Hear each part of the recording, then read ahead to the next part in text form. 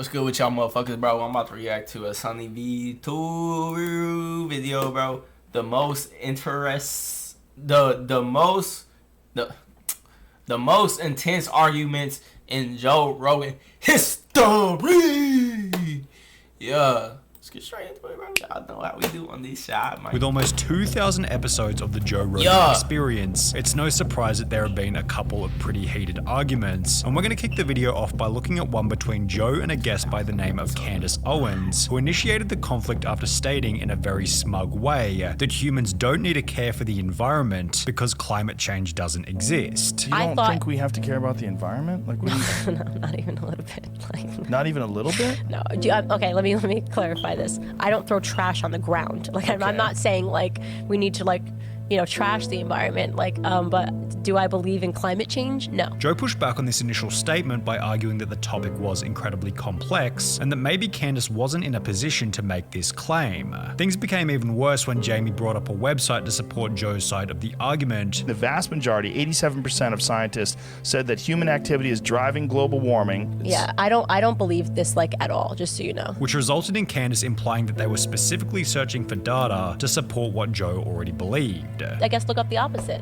Right? Instead of looking for what you're searching for, looking for what you're not looking for. I didn't search for it. That's what I found when I searched it. Joe then doubled down on just how detrimental the climate situation could be. This could negatively impact all sorts of coastal cities. This could be a gigantic problem. Yo, W or L climate change? Let me know, bro. This is not like propaganda that's drummed up by some sort of big business that seeks to make money off of this. Yet Candace showed no interest in changing her belief on the topic, escalating the conflict even further. I don't believe it's real, okay? So I can't sit here. That's the question. But why have a belief? Why have a belief as to whether or not global warming is real or not real? Because I just find that when things you don't understand the science. You are correct. But why have a belief in it? Right. So it's not a belief. It's not a belief in it. I don't believe in it. Joe was eventually able to get Candace to admit that she didn't really know what she was talking about. How about not have a belief until you really have looked at the data? You would prefer if my language, as opposed to admitting that I do not know this, I wouldn't die until I've never made a video, I've never made a public statement. You would have preferred if I had just started by saying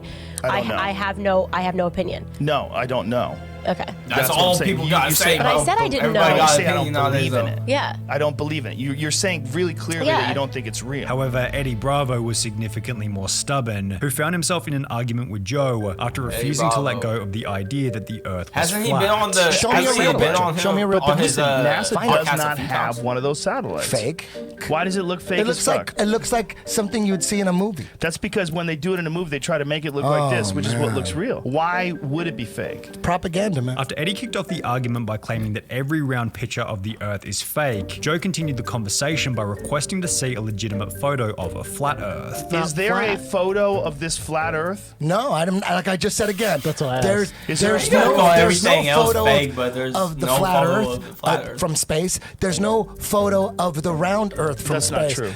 That's not true. It's all fake. No, why do you say they're fake though? They look fake. They look CGI. But you're not an expert in imagery. After being backed into a corner, Eddie made the argument that the sources Joe was using were being paid for to keep the conspiracy going. Where did you get this information? Jamie. Where did you get it? Where'd I get what? This information. Where is this coming from? This is coming off the internet. Exactly. So you're reading some information. I'm reading some information. Slow down. You didn't go to the library. Slow down. It's on Wikipedia. Just slow down. Eddie, stop doing There's sources here. There's a book called The American Journal of Science. I'm sure that a lot of people respect which is that. bought and paid for. Well, maybe. Why would anybody be paying money for people to lie about the world spinning? Which was followed by Eddie stating that there was no evidence to confirm that the Earth was in fact spinning. Eddie, people have known it's spinning forever. That's how the seasons Gravity, work. baby. That's how you see the sun. We spin around. That's why it makes explain this eclipses. to me. That's why you can track time zones. That's why you can put a piece of stick in the ground. You're saying all the correct shit. It acts as a sundial. After over 40 minutes of back and forth between the two, Joe completely lost it. Eddie. I used to say the same Eddie, stuff. you're talking about the Earth being flat. Look into it. You think Body slam that? That's so insane. You haven't looked into it. I have. No, you have. Oh my God. I want to see Joe. How could I not want to see have? Joe put You don't think I have? Eddie, this website's dedicated to debunking it. There's so many people working on these things. I know he knows it, bro. The idea that they're all in on some sort of a giant global lie is insane. However, while this argument could certainly be dismissed as a bit of banter between two friends, the same can't be said for the argument between Joe and Matt Walsh, who began the heated exchange after claiming that gay marriage shouldn't be allowed, as it threatens the institution of traditional marriage. But then why are you opposed to two gay people doing that? It's not about choice. It's about what this institution, marriage is an institution, and what is it, and what purpose does it serve. Joe then made the point that W or L gay marriage, let me know.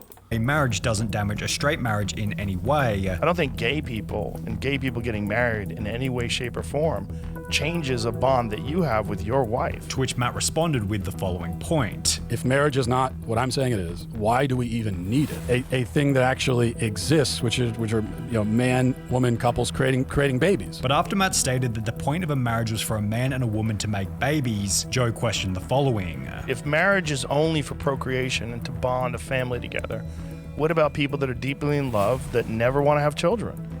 I don't think it's not only procreation. Right, but if people want to be married and don't want to ever have children, are you opposed to them being married? I think this will be a couple that is rejecting one of the fundamental aspects of marriage. They should be open to life. I would hope that in the future they would be. It seemed as though Joe and Matt could have argued back and forth for hours on end. But what happens when Joe invites one of his haters onto the podcast? This is what happened with Brian Dunning, who had written an article claiming that Joe was one of 10 celebrities who promote harmful pseudoscience, in which he'd write, "Comedian Joe Rogan does what he can to promote virtually any conspiracy theory that he stumbles onto, apparently accepting them all uncritically with a wholesome embrace. He believes the Apollo astronauts did not land on the moon. He believes the US government was behind the 9/11 terrorist attacks. He believes the Oliver Stone version of the Kennedy assassination. He believes that aliens crashed at Roswell in 1947 and the government is covering it up. Joe, if you're gonna put so much effort into promoting conspiracy theories and eroding what little rationality the public has left, at least have the courage to come forward with a cogent argument and well-sourced evidence instead of the lameness of I'm just the guy asking questions. Take the responsibility." Joe would take this responsibility by inviting Dunning onto the podcast, which resulted in a 3-hour back and forth arguing about everything, beginning with conspiracy theories. Well, it's just factually inaccurate on so many different levels. I don't understand why you wrote it like that.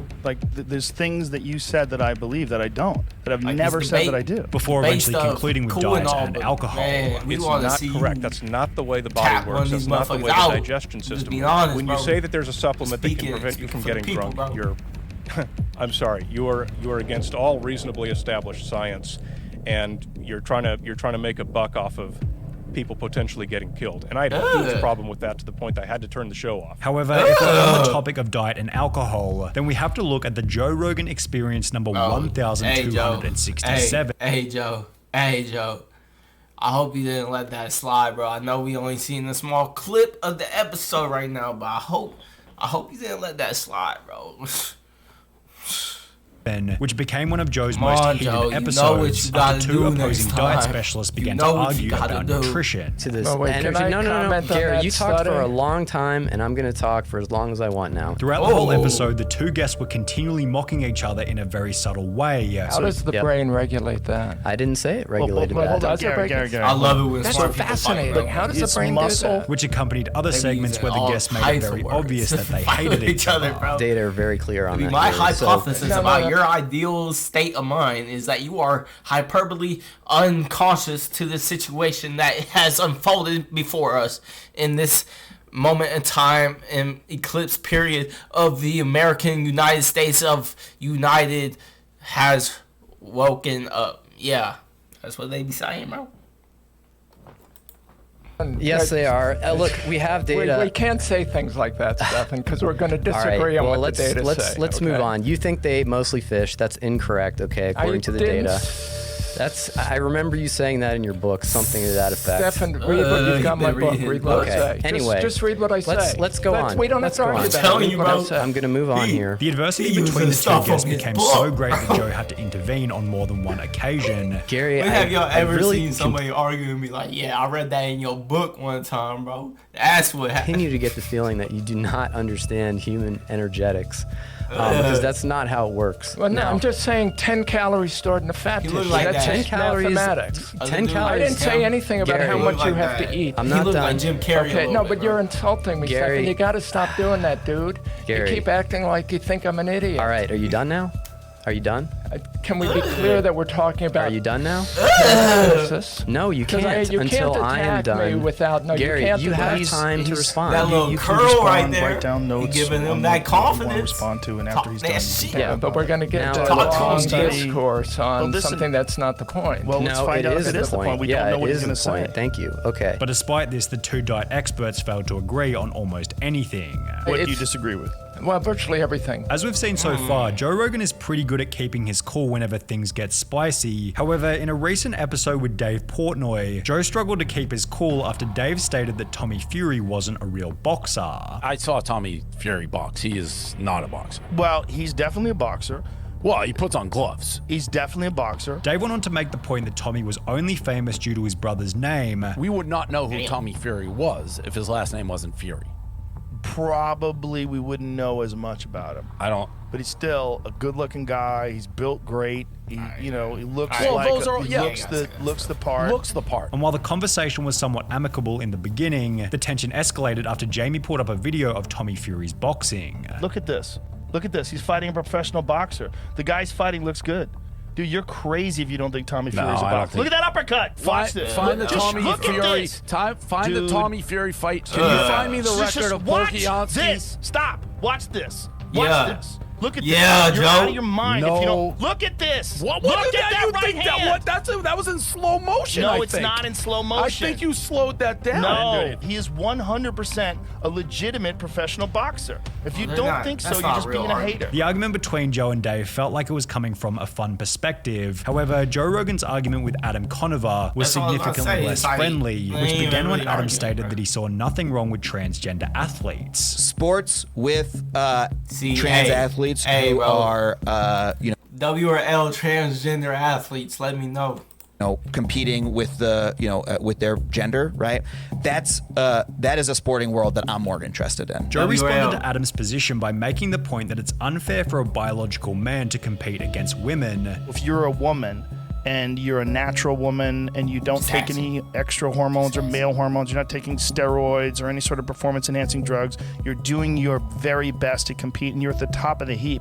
But then someone comes along that was a man for 30 years and decides that they're going to be a woman, and this has happened, and literally transitioned a few months ago, and competes as a woman and destroys records and dominates you in that sport. That's not competing on a level playing field. It's not fair. It's as much cheating as taking steroids when the other person doesn't. I disagree, and I've. What do you disagree about? I've already. Well, I don't think that there is such a thing Y'all as a think he plays perfectly level sports? playing Y'all think that man has ever played sports?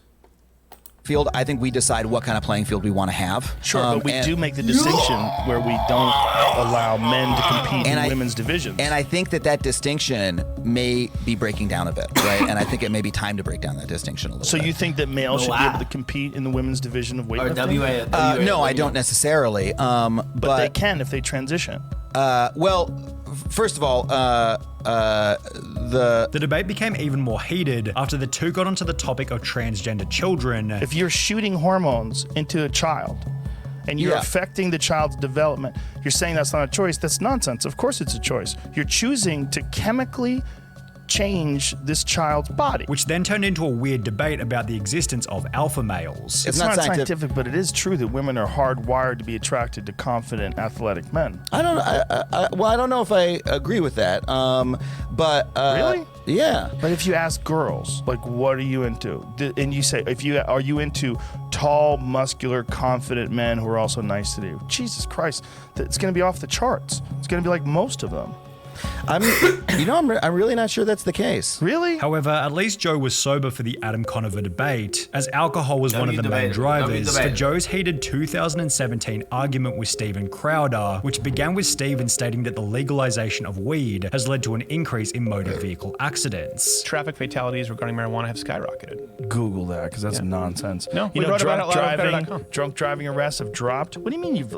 First of all, yeah, we wrote about what the sources first of are, all, the original studies. Steven then tried to convince convinced Joe that he didn't really care about the use of weed. I don't care about it. Yeah, you do. I don't care. You're the guy that thinks people should be able to do whatever. You're a free market guy, that's right? What I just said. So if you're a free market guy, why wouldn't you be in support of something, whether it's the most beneficial or equally beneficial? But you're not necessarily, because which is followed by Joe mocking Stephen for his attitude. Things that are good. You don't shore, man. Just like you don't shore turmeric, you don't shore ginger, you don't shore a reduced sugar diet. All those things that reduce inflammation are good for you. I don't buy that smoking marijuana would be as beneficial as a reduced sugar diet. After bringing up a study to support Joe's point, the following exchange ensued. Since marijuana legalization, highway fatalities in Colorado are at near historic lows. You have him bringing up the source that you want to find. Washington Bring Post. up the study right there. Yeah, Washington Post. Bring up the study we wrote about on our website. Look, I don't care about your website. Since marijuana legalization, highway fatalities in Colorado Since you called me And after Joe sobered up the following day, he issued an apology for the way he acted during one of the most heated arguments in Joe Rogan Joe, you history. ain't gotta apologize for nothing. Keep doing you, my guy. Keep doing you. W video though. That was a pretty fine video, bro. I want y'all to answer my questions in the comments below, because yeah, I just want to know, bro. I just want to know, like, genuinely. But I love y'all. I'm out. Drop a like, comment, subscribe, all that. Peace.